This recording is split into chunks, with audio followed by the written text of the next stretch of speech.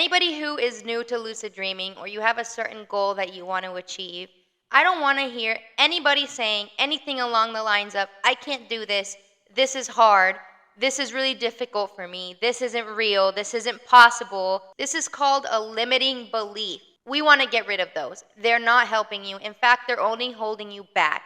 So if you're one of those people that self-sabotages and tells yourself horrible things about yourself and you just bully yourself all day, saying that you're incapable, you suck, you're a terrible person, whatever it is, don't do that anymore because it's not true.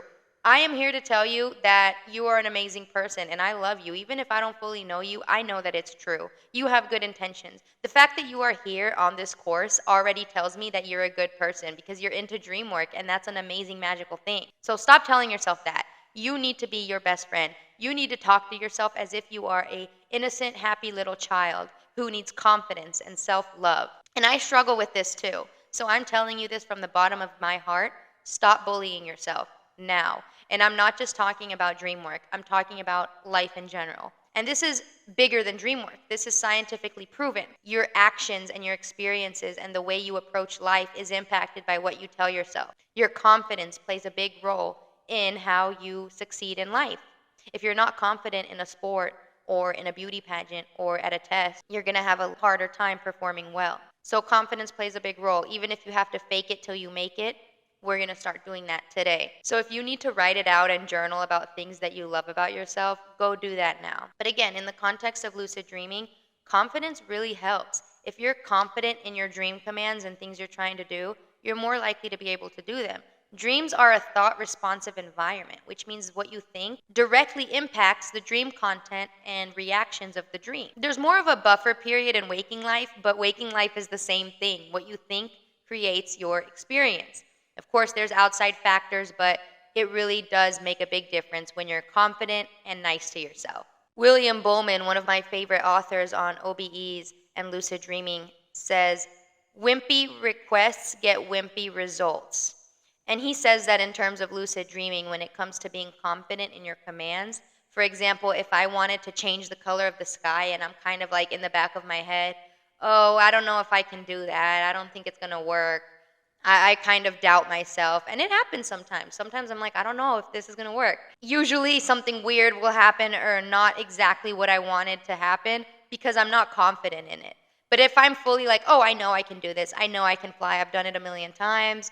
I already know how to do it. It's going to happen easier. Now, of course, I always say we can control the ship, but not the sea. So, of course, when it comes to dream control, you might not always be able to control everything, even if you're confident. Of course, we're not meant to control every dream. That's the whole point. But when it comes to limiting beliefs, don't hold yourself back. It's just going to make it harder. You want to have love and confidence for yourself. If you just started out lucid dreaming, don't tell yourself that it's hard and that you can't do it, because that's what you're training your brain to think. You want to train your brain to think that you are a natural, because you are. Even if you've had one lucid dream ever, you've had a lucid dream, so you know that it's possible. So stop telling yourself that. Every time you tell yourself that, you imprint it in your brain. So even if you have to fake it till you make it, tell yourself that you're a natural lucid dreamer and that you can do this. Even if it takes months or years, you can and you will, and it will be worth it. Trust me. Release all limiting beliefs. What I want you to do, if you made it this far in the video, in the comments section, any limiting beliefs that you want to leave behind, drop them here and leave them here forever. Treat this comment section like a trash can of limiting beliefs. Throw them away and never think about them again. If you even want to do an exercise where you write it down on a piece of paper and burn it, do that. Whatever you got to do to drop those limiting beliefs, I don't want to hear them, ever. Oh, and the same thing goes for nightmares too. If you go to sleep every night expecting to have a nightmare because it's so common for you, your brain is stuck in that cycle. You need to break that limiting belief.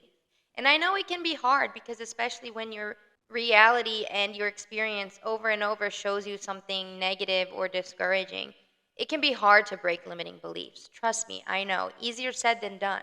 But you're capable. I'm here to tell you that I believe in you. So let's start dropping those limiting beliefs. Put them below. What are we fighting today? Another thing that's really important to talk about is the misinformation that's spread a lot online about lucid dreaming. You might read a lot about people saying, don't do this in a dream, don't do that, this is dangerous, this will happen if you do that. And it's important to remember that every dream is different and every dreamer is different. Just because somebody had a nightmare because they asked the date and time in a dream doesn't mean that it's not allowed. There's no hard and fast rules for lucid dreaming. And another thing is, when you implement those expectations, they play a role in your experience. So try not to latch on to fear spreading online about people saying what to do and what not to do. Dreams are your own place to explore. There's a lot of debate online about if dreams are a shared space or if it's only in our subconscious mind. Nobody knows for sure. It's really good to treat dream characters with respect, regardless, because whether you believe that they are their own conscious dream characters or a part of your subconscious mind, either way, you want to treat them with respect because it will impact your own psyche and your dream experience.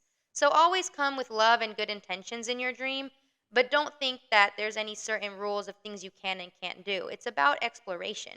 And we won't always be able to control everything, but you can always explore and have fun.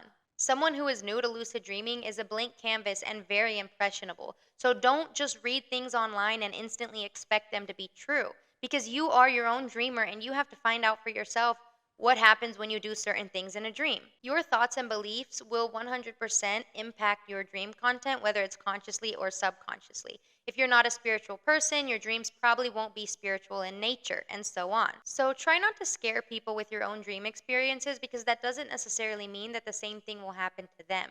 We want to encourage people to keep trying with lucid dreaming and have a good mindset about it, not get stuck on limiting beliefs about doing certain things in a dream.